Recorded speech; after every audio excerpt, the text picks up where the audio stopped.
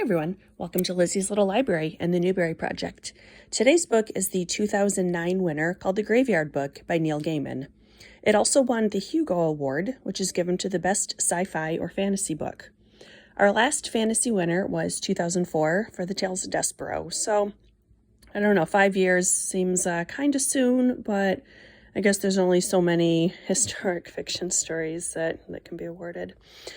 Gaiman was born in England and moved to the United States, so I'm still almost 100 books into the series. I'm still not completely clear how the committee defines books for American children. If this book won, and he was born as a British author, then why didn't Coraline also win? Same author, Coraline was a much better book than this one. Our story begins with a man named Jack breaking into a house and killing the parents and older child. The younger child, 18 months old, managed to escape the crib and toddled out the front door.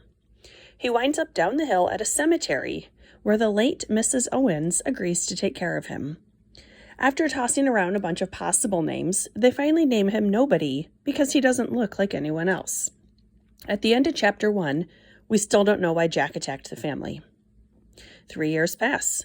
Bod, as they call him, can't leave the cemetery at all because he's safe there. One day, he befriends a little girl named Scarlett, and they practice their letters together. They attempt to see the oldest grave in the cemetery. They meet a man called the Indigo Man, as well as a snake-like creature called a Sleer. Scarlett's parents believe Bod is an imaginary friend, and chapter 2 ends with her moving to Scotland for Dad's work. In addition to the Owens as his adopted parents, Bod has a guardian named Silas, who can leave the cemetery and is responsible for getting Bod's food. Silas needs to leave for a while and arranges for Miss Lupescu to stay with Bod. She teaches him, and he realizes she is much more than he had originally thought. She leaves after a month when Silas returns, but they make plans for her to visit again the next summer. When Bod is 8, he meets a witch who is buried outside the cemetery and learns that she doesn't have a headstone. He steals a snake stone brooch from the Sleer and attempts to sell it to a shady dealer who recognizes its value.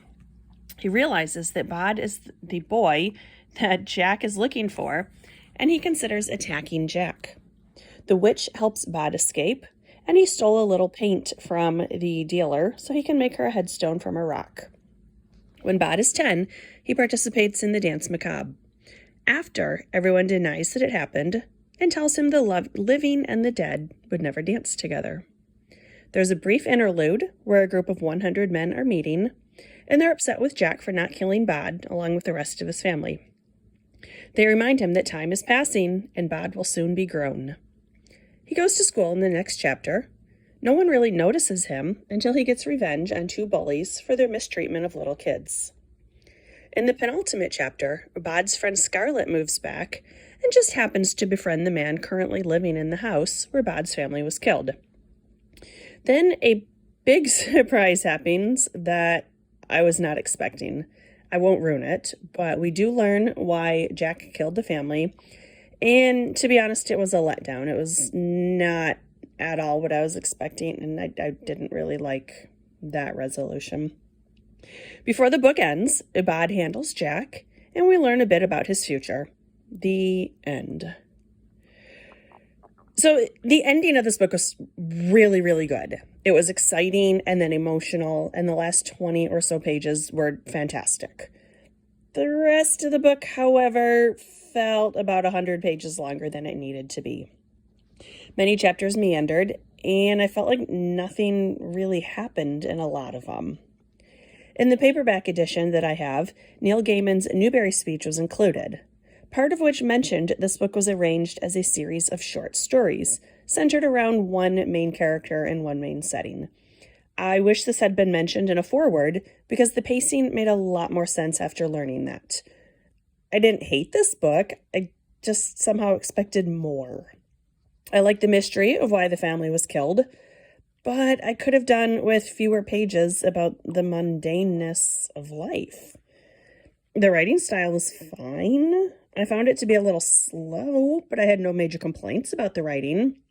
My concern was, unfortunately, the story itself. Had the story been tweaked into a paranormal mystery set primarily in a cemetery, it would have been amazing. But after reading this, I'm still going to stick with the opinion that Coraline is a better book. What's also interesting in the Newbery acceptance speech is Neil touches on the idea of why books are chosen to win the Newbery. And is this ultimately an award for adults or an award for kids?